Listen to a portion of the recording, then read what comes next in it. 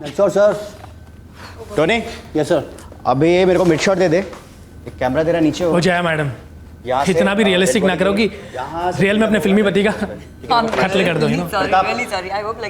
प्रताप, अभी तेरा next shot है यहाँ पे नीचे गिरने का, ठीक है? अच्छा जय, मैं सिर्फ तुमसे ना 2 एक्सप्रेशन चाहिए। फर्स्ट, 33 वर्षीय अभिनेत्री जया पाटिल एक बड़े ब्रेक के इंतजार में थी। नैना, नैना उठी के नहीं? नैना, नैना, आशु बेटा, 9:30 बजे तुम्हें देखने लड़के वाले आने वाले हैं और तुम हो कि चद्दर ओढ़े सो रही हो। उठो।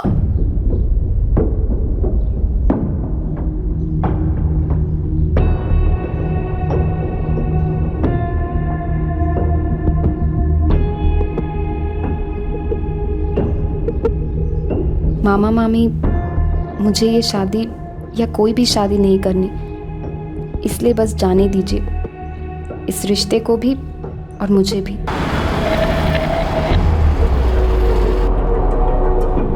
मुझे ढूंढिएगा मत, मुझे पिंजरे में कैद नहीं रहना। मुझे उड़ना है, मुझे सपनों के बादलों में पिघलना है, तकदीर की बारिश में नहाना है। नैना। नैना ठक्कर 23 साल की एस्पायरिंग एक्ट्रेस, ये भी जिंदगी में बड़े ब्रेक की तलाश में थी। तो सर ये है मेरी स्क्रिप्ट। फिल्म सुपरहिट होगी सर। स्क्रिप्ट ही कुछ ऐसी है। देखो नवीन, अगर मैं सच बताऊं तो किसी भी स्क्रिप्ट में तब तक जान नहीं आती जब तक बड़े स्टार्स ना हो। लेकिन सर आप स्टार्स को जितने पैसे देंगे उससे 110 बजट में तो आप न्यू कमर्स को लेकर फिल्म बना सकते हैं। देखिए मैं ये स्क्रिप्ट लेकर और भी प्रोड्यूसर्स के पास गया, उन्होंने भी सेम बात कही, स्टार चाहिए। लेकिन आप तो फेमस हैं न्यू कमर्स के साथ फिल्म बनाने के लिए ना, तो मैं इसलिए आप ही के पास आया हूँ। किसी भी फिल्म में ना या तो एक्टर स्टार होना चाहिए या प्रोड्यूसर या फिर डायरेक्टर। और भैया मैं किसी भी एंगल से स्टार प्रोड्यूसर नहीं हूँ। और फिर आपने भी तो पहले कभी कोई इंडिपेंडेंट फिल्म नहीं बनाई ना, तो भैया न्यू कमर्स को लेने वाली बात तो भूल ही जाओ, एटलीस्ट फॉर दिस फिल्म। नवीन सिंह एक एस्पायरिंग फिल्म डायरेक्टर अपनी स्क्रिप्ट को बड़े पर्दे पर लाने की फिराक में था। ये भी फिल्म इंडस्ट्री में बिग ब्रेक के इंतजार में था।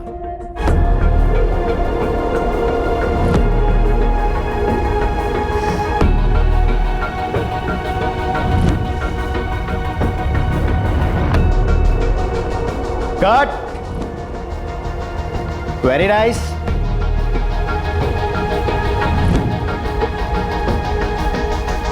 तीन कलाकार अपनी कलाकारी दुनिया को दिखाना चाहते थे।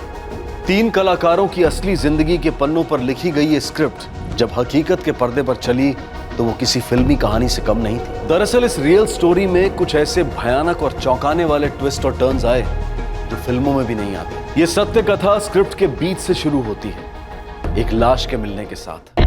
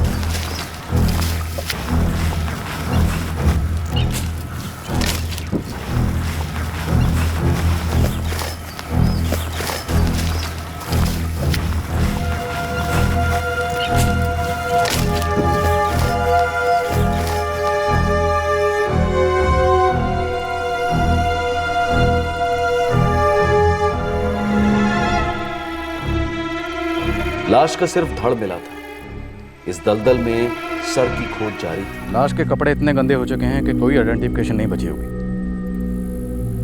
सिरी काट के कहीं फेंक दिया है तो कोई आईडी कार्ड या दूसरी पहचान हमारे लिए क्यों छोड़ेगा? अभी हमें सिर्फ इतना पता है कि ये एक औरत की लाश है, जवान औरत की। साहब पूरा दलदल छान मारा है मगर सिर कहीं नहीं मिला है साहब। और टीम बुलवाओ, शहर के सारे दलदल और हर छोटे बड़े कचरा डंप में सर्च करो। एक्चुअली सर के बिना मौत का कारण पता करना काफ़ी मुश्किल है। अभी हमें सिर्फ इतना पता है कि ये एक औरत की लाश है, एक जवान औरत की। जिसकी उम्र 25 से 30 साल या 2-4 साल ऊपर नीचे हो सकती है, क्योंकि सर के बिना एग्जैक्ट उम्र का पता करना भी मुश्किल है। हमारे पास ना तो कोई इन्फॉर्मेशन है और ना ही कोई आइडेंटिफिकेशन। एक और ब्लाइंड केस। आइडेंटिफिकेशन तो नहीं, पर एक इन्फॉर्मेशन है। कहिए। She was pregnant. कितने महीने? गर्भ 3 महीने का था। और मौत कब हुई होगी? मौत को हुए अभी 24 घंटे नहीं हुए, क्योंकि दलदल में फेंके जाने के बावजूद भी बॉडी उतनी गली नहीं और ना फूली है।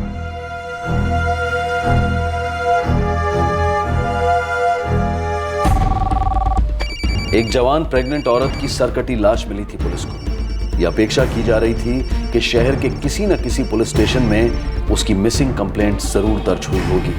और अब शुरू हुई एक एक पुलिस स्टेशन के रिकॉर्ड्स में छानबीन। मुंबई लगभग 2.25 करोड़ लोगों का शहर है और यहाँ 91 पुलिस स्टेशन हैं।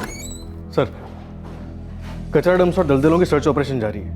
हेडक्वार्टर से मैसेज आया था कि पिछले 3 दिनों में किसी भी पुलिस स्टेशन में 23 से 33 साल की किसी भी औरत की कोई मिसिंग कंप्लेंट दर्ज नहीं हुई है। उससे पहले की कोई मिसिंग कंप्लेंट? कुछ केसेस थे, उन्हें बुलाकर धड़ को शिनाख्त कराने की कोशिश की, लेकिन कुछ नहीं निकला। विक्टिम शायद इस शहर में अकेली रहती थी, इसलिए किसी ने उसे मिस नहीं किया और अभी तक मिसिंग कंप्लेंट भी नहीं लिखवाई। सर, प्रेग्नेंट थी। वही तो, प्रेग्नेंट थी और मर्डर हुआ। मर्डर या तो हस्बैंड ने किया या लवर ने या फिर किसी और ने। केस ब्लाइंड है। देखते हैं तहकीकात की हवा कहां का रुख लेती है।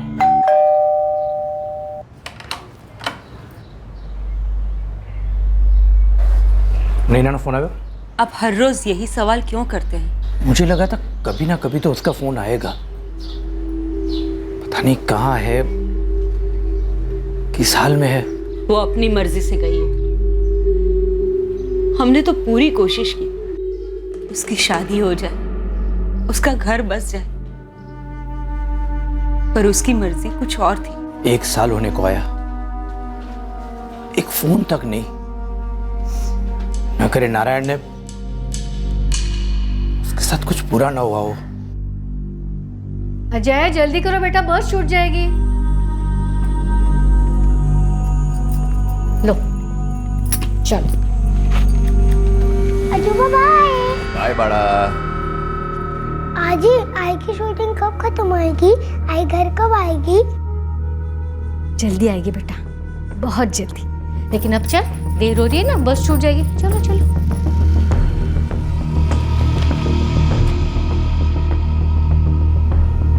इस कहानी में 2 औरतें, 2 किरदार अपने घर पर नहीं थे। 23 वर्षीय नैना ठक्कर एक चिट्ठी छोड़ती हुई अपने मामा मामी का घर छोड़कर गई थी अपनी जिंदगी अपनी मर्जी से जीने। दूसरी तरफ 33 वर्षीय एक बच्चे की मां एक्टर जया पाटिल अपना करियर बनाने के लिए स्टूडियोज में दिन रात एक कर रही थी। और इस कहानी का तीसरा और सबसे अहम कलाकार 31 वर्षीय डायरेक्टर नवीन सिंह अपनी एक और कहानी को स्क्रिप्ट का रूप दे रहा था और मन के पर्दे पर उसमें जान फूंक रहा था। ये 3 कहानियां एक स्क्रिप्ट में कैसे बन गई? शैली क्या थी स्क्रिप्ट की? Drama, love story? लेकिन शुरुआत तो किसी भयंकर हॉरर फिल्म की तरह हुई थी, जहां पुलिस को एक सरकटी लाश मिली थी। लेकिन सरकटी लाश का राज जानने से पहले किरदारों की बाहरी और अंदरूनी जिंदगी के बारे में जानना जरूरी है। हम शुरुआत कर रहे हैं नवीन सिंह से। ये वो पात्र था जिसका एक ही सपना था कि वो सपनों का कारीगर बने, सपनों का सौदागर बने, एक फिल्म डायरेक्टर बने। नवीन, तूने जॉब छोड़ दी क्या? पापा, या तो मैं जॉब कर सकता हूँ या फिर अपनी ये स्क्रिप्ट पूरी कर सकता हूँ। अभी नहीं कर पाऊंगा तो कभी नहीं कर पाऊंगा पापा। जॉब नहीं करेगा तो घर कैसे चलेगा? शादीशुदा है तू, 30 का हो चुका है बेटा। अब तक एक बच्चा भी हो जाना चाहिए था। पापा, मेरी स्क्रिप्ट ही मेरा बच्चा है और उसे इसी साल जन्म लेना है, और वो होगा तभी होगा जब मैं अपनी स्क्रिप्ट पूरी कर पाऊंगा। पापा, मैं 10 से 5 की नौकरी करने के लिए नहीं बना हूं। मैं अपना पैशन फॉलो करने के लिए बना हूं और वो मैं कर रहा हूं। पैशन के साथ साथ एक ड्यूटी भी बनती है नवीन, अपनी फैमिली की तरफ, अपनी पत्नी के लिए।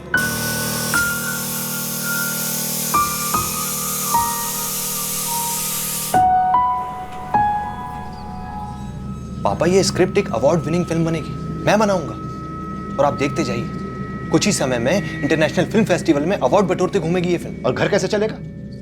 शोकेस में अवार्ड्स आने से घर में बिल्स आने बंद नहीं होते। नवीन, सच्चाई को समझो। अपने प्रोजेक्ट मैनेजर को फोन करो, उनसे कहो कि तुम वापस नौकरी ज्वाइन करना चाहते हो कल से।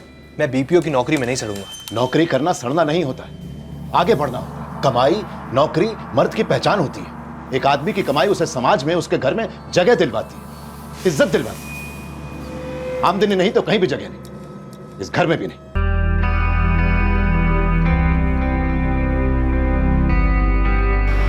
उसी दौरान पुणे से सैकड़ों मील दूर गुजरात में नैना ठक्कर की जिंदगी एक दुखद मोड़ लेने को थी।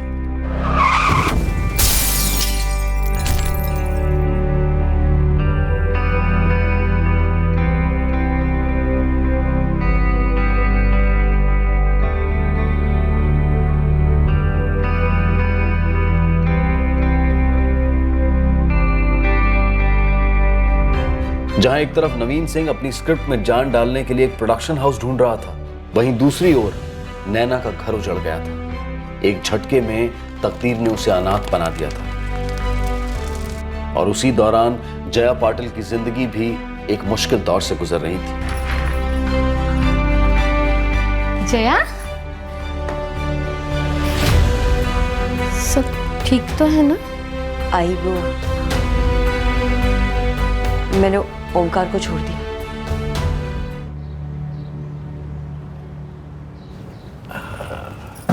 अजय, अंदर जाके पियो। मुझे ना आजू से और आजी से बहुत सारी बातें करनी है, बड़ू वाली। ओके। Good boy. संभाल के।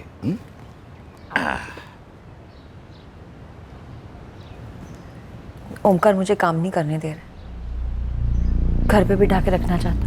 देख बेटा, तू बचपन से एक्टिंग करना चाहती थी, हमने तुझे कभी रोका नहीं, पूरा सपोर्ट दिया।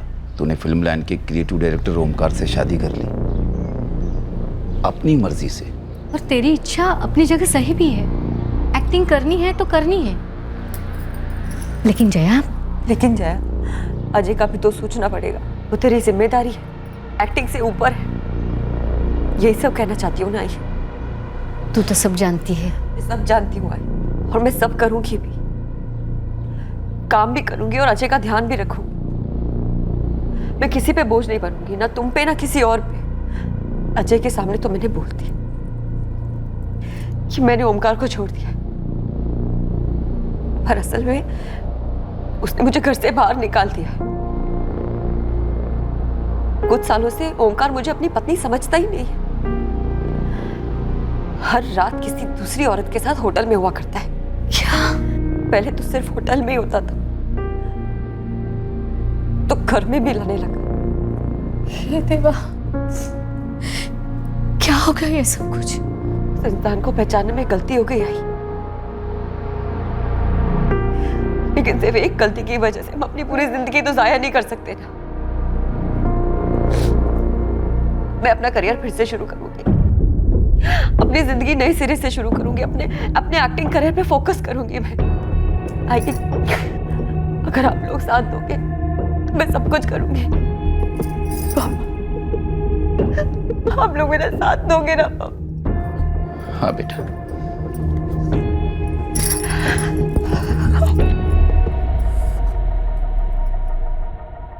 गलती से भी ऐसी गलती मत करना नैना। तू अपने मम्मी पापा को खोने की इतनी बड़ी ट्रेजेडी से निकली है, अब सिर्फ अपने करियर पर कंसंट्रेट कर। तुझसे ज्यादा मुझे भरोसा है कि तू एक दिन टॉप की एक्ट्रेस बनेगी। अपनी लाइफ वेस्ट मत कर नैना। लेकिन पायल, इस दौरान मामा मामी ने मुझे बहुत सपोर्ट किया है।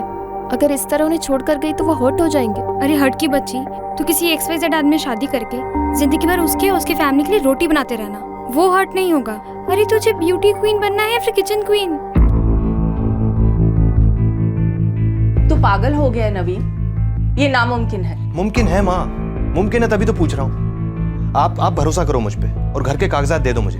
अरे मैं उसके बदले में लोन उठाऊंगा, फिल्म बनेगी, सुपरहिट होगी। एक झटके में लोन उतार कर घर के कागजात आपको वापस कर दूंगा लाके। माँ, हमारा एक और नया फ्लैट हो जाएगा और पापा को कुछ पता नहीं चलेगा, आप चिंता मत करो। ये घर नहीं, तेरे पापा की जिंदगी भर की मेहनत, उनकी खून पसीने की कमाई है। ले देकर हमारे पास सिर्फ यही तो एक पूंजी है। और मैं कौन हूँ माँ? हाँ, मैं कौन हूँ? इकलौता बेटा हूं ना तुम्हारा। अरे ये सब कुछ मेरे ही नाम तो होने वाला एक दिन। अगर आज मेरे कुछ काम आ जाएगा तो इसमें क्या बुराई है, बताओ आप मुझे। माँ जी, जब ये कह रहे हैं कि ये सारा लोन चुका देंगे तो मतलब है कि चुका देंगे। क्या आप अपने बेटे की खुशी के लिए इतना भी नहीं करेंगी? प्लीज माँ, प्लीज मान जाओ।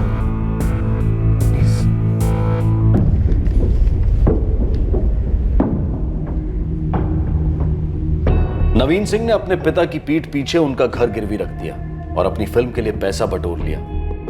नैना अहमदाबाद छोड़कर माया नगरी मुंबई आ पहुंची।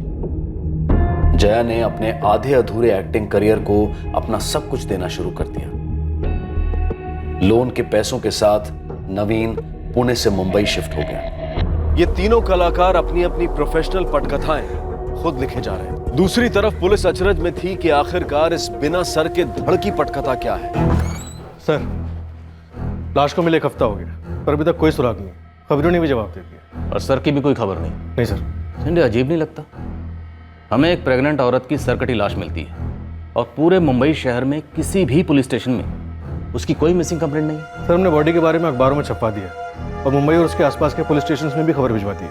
संजय, मुझे इस औरत की खबर चाहिए, ऐसी खबर जिससे ये केस हम जल्द से जल्द सॉल्व कर सकें। मुझे ये केस कतई अनसुलझी हुई फाइल्स में नहीं देखना। इस औरत की पहचान थी ही नहीं। ये औरत मोम जैसी थी, मिट्टी जैसी थी, जिसे वो डायरेक्टर किसी भी किरदार में ढाल सकता था, किसी भी कहानी में जिंदा कर सकता था।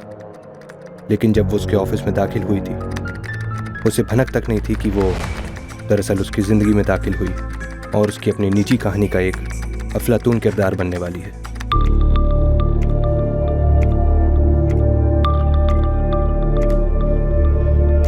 सर, नंबर 2 और नंबर 3 को ऑडिशन के लिए बुलाया है आज।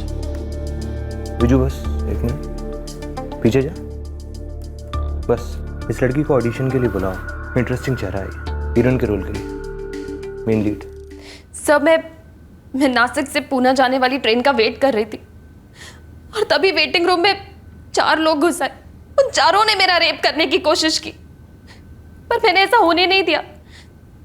मेरे पास फ्रूट काटने वाला एक चाकू था। मैंने उससे उनके लीडर पर वार किया और तब तक वार किया जब तक वो मर नहीं गया। बहुत खून बहा था। उसे देखकर गुड। मुझे ये ऑडिशन अभी तक के ऑडिशन में सबसे अच्छा लगा। Thank you sir. तुमने कैरेक्टर के इमोशन को ना बिल्कुल कुछ सही पकड़ा है। सर, मैं इससे भी अच्छा कर सकती हूँ। ऑफ कोर्स कर सकती हो और करोगी। देखो नैना, मैं भी जानता हूँ कि कोई भी एक्टर एक ऑडिशन में 100% परफॉर्मेंस नहीं दे पाता, क्योंकि फिल्म के सेट पर दे पाता। फुल कॉस्ट्यूम, लाइट्स, लोकेशन, उसका भी बहुत फर्क पड़ता है। तुम इस रोल में रॉक कर दोगी नैना। सर, इसका मतलब मैं इस रोल के लिए सिलेक्टेड हूँ? 100%। Thank you sir, thank you so much. Naina, और क्या कर रही हो अभी इसके अलावा? सर, कुछ खास नहीं। 2 छोटे एड्स किए थे, हॉरर एपिसोडिक में चुड़ैल का रोल किया था। बट सर, मैं बहुत क्लियर हूँ, मुझे मूवीज करनी और अच्छे रोल्स करने। देखो नैना, बात क्या है ना कि ये फिल्म बहुत ही छोटा बजट फिल्म है, मैं खुद ही फाइनेंस कर रहा हूँ, लेकिन इसकी स्क्रिप्ट, इसकी जान है। 1-2 दिन में तुम्हारा कॉन्ट्रैक्ट रेडी हो जाएगा और बाकी जो छोटी मोटी कास्टिंग है वो 10-1 दिन में पूरी करके हम रोल करेंगे फिर। देखो नैना, टाइम कम है। फिल्म शुरू होने से पहले हमें रोज इसी तरह मिलना पड़ेगा। लीड रोल है तुम्हारा, तो छोटी छोटी डिटेल्स भरनी होंगी कैरेक्टर में, है ना? या श्योर सर, मैं 200% दूंगी इस रोल को। गुड। कह रहे नवीन सिंह, पूरे दिन में 50 फोन किए तुझे, SMS भेजा और अब जवाब दे रहा है? सूर्यकांत भाई, मैं पूरे दिन काम में बिजी था, इसलिए आपका फोन नहीं ले पाया और ना मैसेज का रिप्लाई दे पाया। I am sorry. तूने मेरे से 30 पेटी उठाए हैं, 4 महीने हो चुके हैं। मैंने लोन तेरे बाप के मकान के कागजातों को देख के दिया है। मेरा पहाड़ जैसा रिस्क है, तेरे पे भरोसा किया और दे दिया। देखो, मुझे 3 महीने की मोहलत और दे दो, मैं आपकी पाई चुका दूंगा, प्रॉमिस। जब तक लोग मेरी शूटिंग के रशेस देखेंगे नहीं, मुझे पैसे कैसे देंगे? ओए डायरेक्टर, तू हीरो मत बन और मुझे ही विलन बनने पर मजबूर मत कर। अब सुन, 1 हफ्ते के अंदर मुझे मेरे 30 लाख, 3 महीने का बैच 4 लाख, टोटल 34 लाख मेरे टेबल पर चाहिए, वरना तेरी पूरी शूटिंग कैंसल और मेरी शूटिंग शुरू। रियल की शूटिंग, रियल की गोली और रियल का भेजा। सुन सूर्यकांत भाई,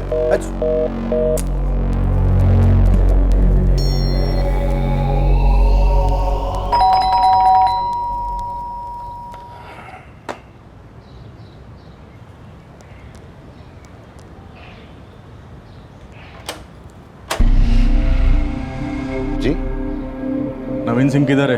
वो तो मुंबई शिफ्ट हो गया। आप लोग कौन?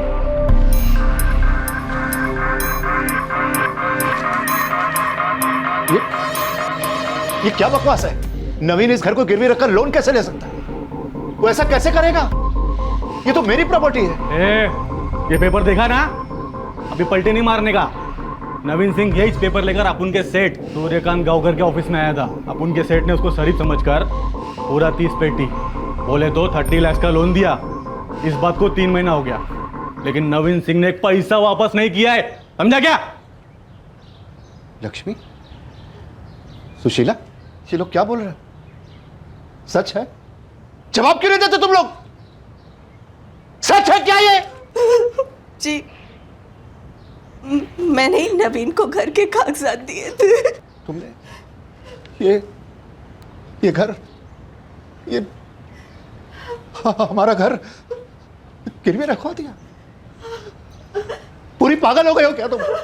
है? मुझे बताया तक नहीं। ए अंकल, ये तेरा फैमिली ड्रामा ना बाद में, पहले इधर काम की बात कर। अभी सीधे सीधे बोल, पैसा लौटा रहा है क्या नहीं? मैं कहां से लौटाऊंगा? आप लोग कह रहे हैं ना नवीन ने लोन लिया था, तो मैं एक सरकारी नौकर हूं। अगले महीने रिटायर हूं मैं। अगले महीने काय को रे? अगले महीने काय को? अब भी तेरा रिटायरमेंट करते बुड्ढे। तुझे घसीट कर बिल्डिंग के कंपाउंड में ले जाकर तेरे कपड़े उतार कर नंगा घुमाएंगे ना, तब तेरी अकल ठिकाने आएगी। तब समझ में आएगा कि भाई लोग से लोन लेकर वापस नहीं देने का अंजाम क्या होता है। समझा क्या?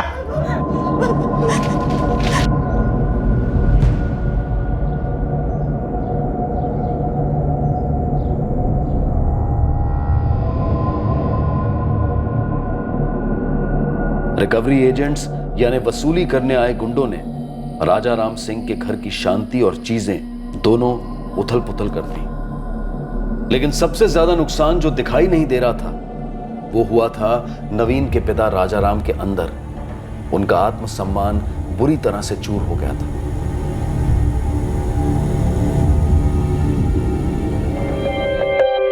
तीनों की हाइट ले। बैकग्राउंड में लाइट कितना जा रहा है वो कम कर।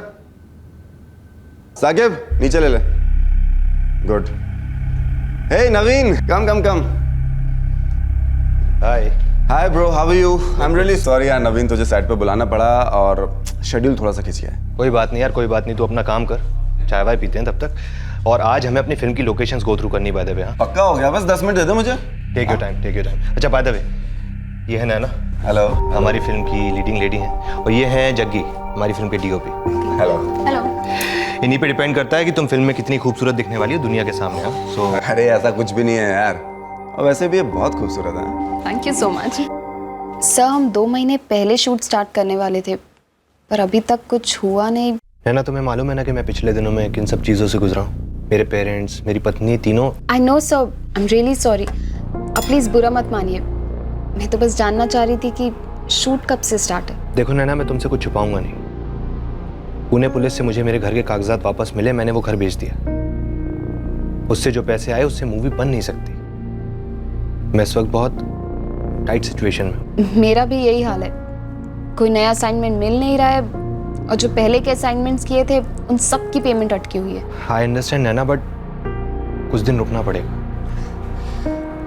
सर, आप मुझे पार्टीज ले जाते हैं, लोगों से इंट्रोड्यूस करवाते हैं ये कहकर कि मैं आपकी मूवी की हीरोइन हूँ, मुझे बहुत अच्छा लगता है। बट सर, इन पार्टीज में जाने के लिए भी बहुत खर्चा होता है। I mean makeup, hair, clothes. मेरे पास अब पैसे नहीं बचे। काश मैं तुम्हारी कोई मदद कर सकता नैना, लेकिन मैं अभी तुम्हारी कोई भी हेल्प नहीं कर पाऊंगा। I am sorry. सर, मुझे लगता है कि हम दोनों एक दूसरे की मदद कर सकते हैं। आई मीन इस मूवी के लिए हम पैसे जुटा सकते हैं। कैसे? 100 ऑफ बॉयज एंड गर्ल्स आते होंगे ऑडिशंस के लिए। हाँ। तो क्यों ना हम ऑडिशंस के लिए चार्ज करना स्टार्ट कर दें। लेकिन वो हमें पे क्यों करेंगे? क्योंकि हम उन्हें कहेंगे कि हम एक ऑडिशन मैचिंग एजेंसी है। हम उनके ऑडिशंस लेके प्रोडक्शन हाउसेस, कास्टिंग डायरेक्टर्स और चैनल्स के पास डायरेक्टली भेजेंगे और फिर रोल मिले ना मिले ये उनका लुकआउट है। लेकिन वो हमारे पास क्यों आएंगे? उनके पास डायरेक्ट क्यों नहीं जाएंगे? क्योंकि ये मुंबई है, यहाँ सभी के लिए दरवाजे इतने आसानी से नहीं खुलते, और कोई और इन्हें खोल दे तो इसमें हर्ज क्या है। ऑडिशंस देने वाले स्ट्रगलिंग कलाकार भी खुश और ऑडिशंस लेने वाले भी खुश। It's a good idea actually. मैं आज ही विजू को बोल के उसको कास्टिंग डायरेक्टर बना देता हूँ। हम एक कंपनी सेटअप करते हैं कास्टिंग की, उसका नाम रख देंगे Naveen and Naina casting agency. Sounds good sir. Naina, अब हम अपनी फंडिंग खुद जनरेट करेंगे। बहुत जल्दी हमारी मूवी बनेगी और हमारी किस्मत खुलेगी। ये जन्म के निशान नहीं है, ये कोई घाव है जो बाद में हुआ है। पिछले 10 दिनों में हमने मुंबई का हर वो एरिया छान मारा है जहाँ लेडीज ज़्यादा तादाद में काम करती हैं। हर बीपीओ, हर फैक्ट्री में चेक किया। आपने हमें विक्टिम के प्रेग्नेंट होने का टिप दिया था, लेकिन उसे हम ठीक तरह से यूज़ नहीं कर पाए। लेकिन क्या पिछले 10 दिनों में बॉडी के कोई और एनालिसिस हुए? एनालिसिस तो नहीं है, पर एक थॉट है, एक अनुमान लगा रहा हूँ। प्लीज़ बोलिए डॉक्टर। इस औरत की बॉडी 3 महीने प्रेग्नेंट औरत की बॉडी नहीं लगती। मतलब प्रेगनेंसी के दौरान एक नॉर्मल औरत की बॉडी में काफ़ी चेंजेस आते हैं। वेट बढ़ता है, स्किन पिगमेंट चेंज होती है, वगैरह वगैरह। और इस लेडी की बॉडी में? इस लेडी की बॉडी काफ़ी मेंटेन थी, फिट बॉडी, जैसे किसी एथलीट या मॉडल या एक्टर होने के ज़्यादा चांसेस हैं। वो कैसे डॉक्टर? मैंने स्किन की स्टडी की, भीतरी लेयर्स में कॉस्मेटिक्स के कई ट्रेसेस मिले, हाथों पर, पैरों पर, पेट पर। इस लेवल की कॉस्मेटिक्स ग्लैमर इंडस्ट्री में काम करने वाली ज़्यादा यूज़ करती है। हर modelling agency, casting agency, production house, film union, सब जगह पता करो, कहीं कोई मिसिंग तो नहीं है। इन लोगों की शूटिंग वूटिंग रहती है। अगर कोई शूटिंग पे नहीं आया तो किसी न किसी को तो दिक्कत हुई होगी। वो उसकी जिंदगी में एक गुलाब का फूल बनकर आई थी और अब एक जहरीला कांटा बन गई थी। वो उसको खत्म करने पर तुली थी, तो वो करता तो क्या करता? जब उसने उसके साथ रिलेशनशिप शुरू की, उसने कभी सोचा तक नहीं था कि ऐसा दिन भी देखना पड़ेगा। अब उसका एक ही मकसद था, जैसे भी हो इस रिश्ते से बाहर निकलना है।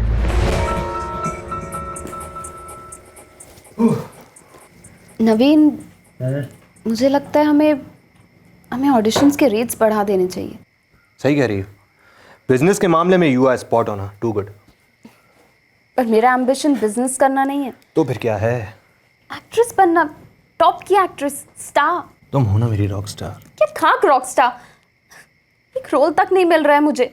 देखो, फोकस मत छोड़ो। ये ऑडिशंस के पैसों से ना मूवी नहीं बनने वाली है। हमें और दूसरे सोर्सेज ढूंढने ही होंगे, फाइनेंसेस टैप करने होंगे। देखो नवीन, तुम्हें जल्द से जल्द ये मूवी बनानी होगी। इस फिल्म को बनाने के लिए मैंने बहुत बड़ी बड़ी कीमतें चुकाई हैं नैना।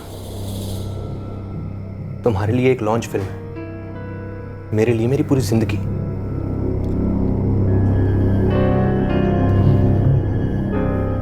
तुम टेंशन मत लो। ये फिल्म बनेगी, जरूर बनेगी।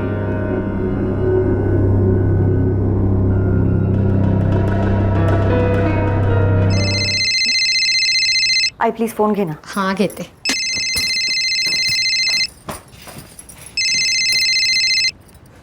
हेलो जी, क्या मैं जया पाटिल जी से बात कर रहा हूँ? हाँ, एक मिनट। हाँ जया, फोन है। हेलो जया जी। हाँ जी, बोल रही हूँ। जया जी, मैं विजय कश्यप बोल रहा हूँ NNN कास्टिंग एजेंसी से। यू कैन कॉल मी विजू। अच्छा, बोलिए। जया जी, आपकी मई में डेट्स फ्री मिलेंगी क्या? प्रोजेक्ट क्या है? सीरियल है, बड़ा प्रोडक्शन हाउस है, लॉन्ग कंटिन्यूटी का रोल है और नंबर 1 चैनल का शो है। अच्छा, अगर रोल अच्छा है तो मैं कंसिडर कर सकती हूँ। आप आपके डेट्स बताइए ना प्लीज। मैम, वो तो मैं प्रोडक्शन हाउस से पूछ के एग्जैक्ट डेट्स बता पाऊंगा, लेकिन वो लोग आपका एक ऑडिशन चाहते थे। तो क्या आप कल सुबह 11 बजे हमारे ऑफिस में आ सकती हैं ऑडिशन देने के लिए?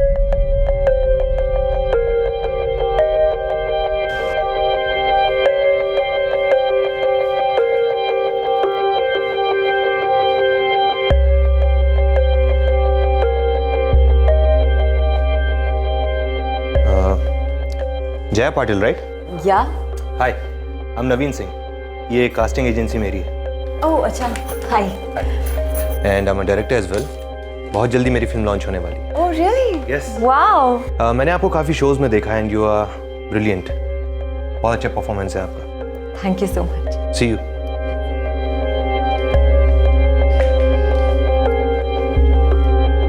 नवीन सिंह, नैना ठक्कर और जया पाटिल, इन तीनों की जिंदगी की स्क्रिप्ट्स इस दिन, इस पल में एक दूसरे के साथ मिल गई। दरअसल ये मिली नहीं, ये एक दूसरे के साथ उलझ गई। इस पल से इस कहानी में ट्विस्ट आ गया। लीड मेल कैरेक्टर नवीन सिंह का दिल अब जया पाटिल पर आ गया।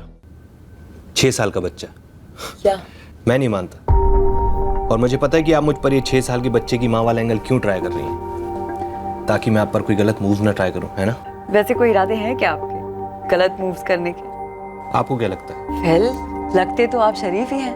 अगली बार मैं अजय को लेते आऊंगी आपसे मिलाने के लिए। Please do. वैसे भी मुझे बच्चे बहुत पसंद हैं, खूब जमती है मेरी उनके साथ, और मुझे ये भी कंफर्म हो जाएगा कि आप उसकी माँ हैं। कहीं आपने स्क्रिप्ट में ये माँ होने का एंगल न डाला हो। मैं कोई राइटर डायरेक्टर तो हूँ नहीं जो कोई एंगल वैंगल डालूंगी। आई एम एन एक्ट्रेस और मैं अच्छे रोल्स करना चाहती हूँ बस। क्या करते हैं आपके हस्बैंड? एक्स हस्बैंड इंडस्ट्री से ही है, क्रिएटिव डायरेक्टर हैं। पहले वो ये नहीं चाहते थे कि मैं काम करूं, और फिर वो मुझे ही नहीं चाहते थे। आदमियों का दिल बहुत जल्दी भर जाता। वेल, जिंदगी की स्क्रिप्ट में हर किरदार तो एक जैसा नहीं होता ना। I am sorry, I didn't get you. क्या मतलब? मतलब ये कि हर मर्द का मन भर नहीं जाता। कुछ ऐसे भी होते हैं जो अजय से कल के कल मिलना चाहते हैं, यू नो। अरे अब तो पीछे ही पड़ गए। मिलवा दूंगी आपको अजय से। वैसे आप मुझ पे इतना डाउट क्यों कर रहे हैं? डाउट नहीं कर रहा हूँ, बस अपने कैरेक्टर को समझने की कोशिश कर रहा हूँ। यू नो, डायरेक्टर का दिमाग, हर चीज की एनालिसिस। मैं आपकी कैरेक्टर हूँ? मेरी नहीं, मेरी फिल्म की। ओके। और ये कब हुआ? पहली नजर में। यार जूनियर, बड़ा मजा आया तुमसे मिलके। अंकल आप डायरेक्टर हो? यस, और आपकी जो मॉम है ना, वो मेरी फिल्म की हीरोइन है। जया, 6 साल के हिसाब से ना तुम्हारा अजय बहुत ही स्मार्ट है। ये स्मार्ट नहीं है, ओवर स्मार्ट है। इतनी छोटी सी उम्र में इसकी क्या क्या डिमांड्स है पता है? क्या? मोबाइल फोन चाहिए इनको। मम्मा आपने प्रॉमिस किया था कि आप मुझे मोबाइल लेके दोगे। और मोबाइल किस लिए चाहिए आपको? गेम्स खेलने के लिए ना? या अंकल, गेम्स, कार्टून, सब कुछ। सब कुछ, लेकिन उसके लिए तो आपको एक मोबाइल के लिए एक टैब की जरूरत होगी। मुझे वही चाहिए। तो ठीक है, आप मॉम से मत मांगो, मैं आपको ला कर दूंगा लेटेस्ट वाला। Promise? Promise. Thank you so much. जब से तुम उसकी जिंदगी में आए हो ना, अजय तुम्हारे अलावा और किसी के बारे में सोचता ही नहीं है। जैसे कि तुम उसकी लाइफ के सेंटर पॉइंट बन गए। अच्छा, क्या वजह हो सकती है? उसका सिर्फ एक ही रीजन है कि तुम हर बार ना सिर्फ उसकी साइड लेते हो हर चीज में, and this is not fair. ऐसा नहीं, मैं प्यार करता हूँ उससे। वो भी बहुत प्यार करता है तुमसे। और इसलिए मैं एक बात कहना चाहता हूँ जया, एक प्रपोजल रखना चाहता हूँ तुम्हारे सामने। 1 सेकेंड। नवीन, मेरी पहली शादी it was a big mistake. मेरी जिंदगी की बहुत बड़ी गलती थी। लेकिन ये गलती तो उस आदमी के साथ थी ना, मेरे साथ तो नहीं थी। मैं चाहता हूँ यही गलती तुम मेरे साथ करो,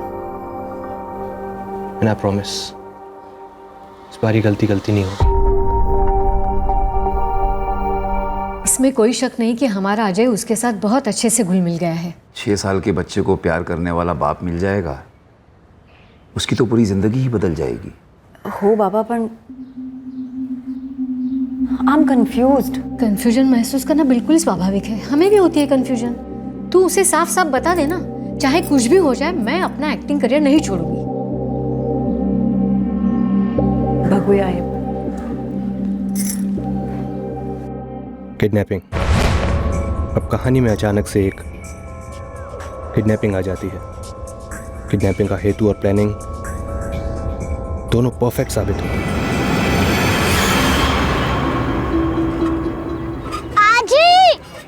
आजी! हाँ बेटा, क्या हुआ?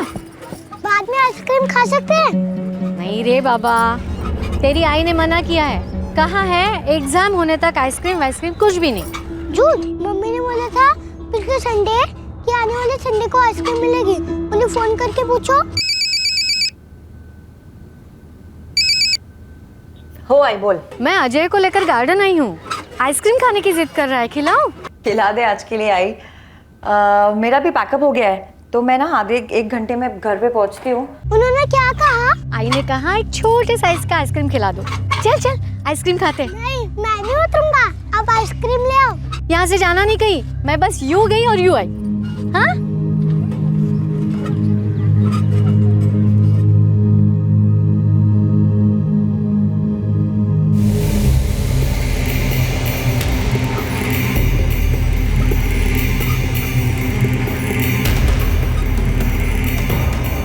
अजय,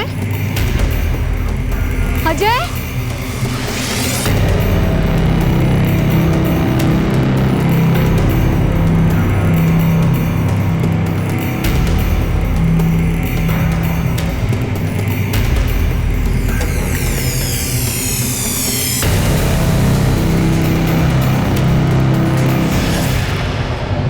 अजय कहाँ है? ये कैसा सवाल हुआ? क्या मतलब अजय कहाँ है? क्या मुझसे क्यों पूछ रहे? जाके अजय की माँ से पूछिए ना। हमें क्या करना चाहिए, किससे क्या पूछना चाहिए, ये हम जानते हैं ना। सिंपल सवाल, तुमने अजय को टाइगर पार्क से उठवाया? Tiger park उठवाया? क्या बकवास करे जा रहे हैं आप? मैं ये गलती दोबारा करने के लिए तैयार हूँ। जो गलती तुम बाद में फिर एक बार सुधारोगी, भुला दोगी। नवीन प्लीज ऐसा मजाक मत करो, मैंने बहुत मुश्किल से अपने आप को मनाया। देखो मैं जानता हूँ कि हम दोनों की जिंदगियां काफी मुश्किलों से गुजरी, लेकिन हम एक दूसरे को संभाल लेंगे। मुझे तुम पे पूरा भरोसा है, लेकिन एक चीज बहुत टाइम से पूछना भी चाह रही थी। क्या? वो जो तुम्हारी नैना, तुम दोनों को साथ में देखे कुछ अजीब सा लगता है। सिर्फ तुम्हें नहीं, पूरी दुनिया को लगता है, जिसमें सच्चाई रत्ती भर की भी नहीं। अरे वो मेरी दूर की कजिन है, साथ में काम कर लेते हैं, हंसी मजाक कर लेते हैं, दैट्स इट, और कुछ भी नहीं है।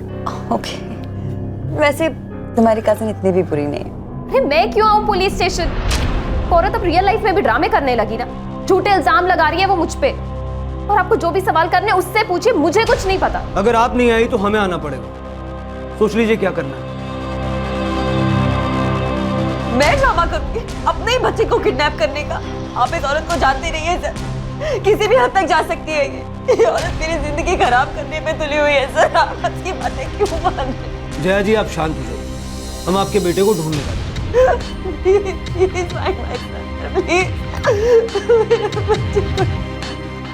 अब दो महिला किरदारों के बीच का द्वंद्व अब और गहरा हो जाता है। दोनों कैरेक्टर्स के बीच कॉन्फ्लिक्ट की जगह अब कैरेक्टर असैसिनेशन शुरू हो जाता है, चरित्र हरण। अब चरित्र हरण हुआ हो तो मर्डर दूर कैसे हो सकता है? पटकथा ऐसी हो जो दर्शक को सोचने का मौका ना दे, इस कदर बांधे रखे कि कहानी में ट्विस्ट हो या लूप हो, कभी पकड़े ना जाए। पर हर स्क्रिप्ट में एक ना एक लूप होल तो होता ही है, वो कमजोर कड़ी कभी ना कभी कहानी पर भारी पड़ ही जाती। साहब, रहमान स्टूडियो से बात कर रहा हूँ। हाँ, मुंबई में जिधर जिधर शूटिंग चालू है ना, उधर उधर अपन ने लाइटिंग करके रखे लिए इस औरत के लिए। इतनी लाइटिंग करी है तो किसी न किसी पर रोशनी जरूर पड़ी होगी शकील। वैसे एक नहीं, दो हीरोइन लोग गायब है। क्या साहब? फुल मुंबई के शूटिंग के इधर से कोई टीवी सीरियल की एक्टर और एक जवान मॉडल लौंडिया, दोनों अपने अपने शूटिंग पे पहुंचे नहीं है। बंदों का काफी नुकसान हुआ है साहब, दोनों का फोन भी स्विच ऑफ आ रहा है, पता नहीं कहाँ गई है, क्या हुआ है। कौन है ये दोनों? साहब उसमें से कोई एक नैना ठक्कर करके है, जो कास्टिंग एजेंसी चलाती थी। और दूसरी? जया पाटिल है साहब। कब से गायब हैं दोनों? 17 जनवरी से दोनों गायब हैं। शिंदे, ये महज इत्तेफाक नहीं हो सकता। और 17 जनवरी को हमें वो सरकटी लाश मिली थी उस औरत की। शिंदे, लगता है हमें सही डायरेक्शन में लीड मिल गई है। अब सिर्फ ये पता लगाना है कि इन दोनों औरतों के बीच में क्या रिश्ता था, और क्या इन दोनों में से कोई एक प्रेग्नेंट थी। शिंदे, अपनी तलाश जारी रखो, हमें वो सर जरूर मिलेगा जो इस धड़ की शिनाख्त करवाएगा।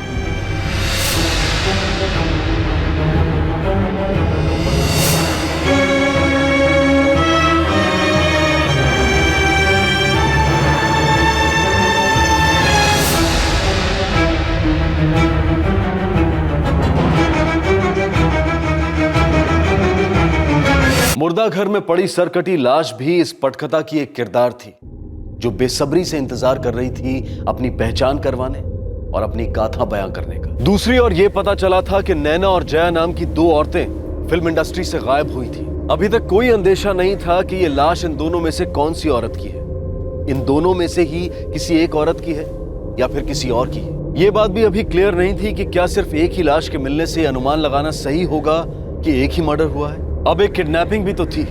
इस किडनैपिंग के साथ साथ इस केस के सारे किरदारों का असली मकसद क्या था, किरदार चाहते क्या थे, और सबसे अहम मुद्दा, क्या पुलिस को उस सरकटी लाश का सर मिला? कौन थी ये पीड़ित? ये सब हम जानेंगे कल रात 11 बजे इस केस के दूसरे और आखिरी भाग में। अब मैं अनूप सोनी आपसे विदा लेता हूं, फिर मुलाकात होगी। तब तक सतर्क रहें, सुरक्षित रहें और देखते रहें क्राइम पेट्रोल सतर्क। सबक एक को, सीख हम सबको। जय हिंद। क्राइम पेट्रोल्स के और भी दिलचस्प कहानी देखने के लिए हमारे चैनल को सब्सक्राइब करें और बेल आइकॉन दबाना न भूलें।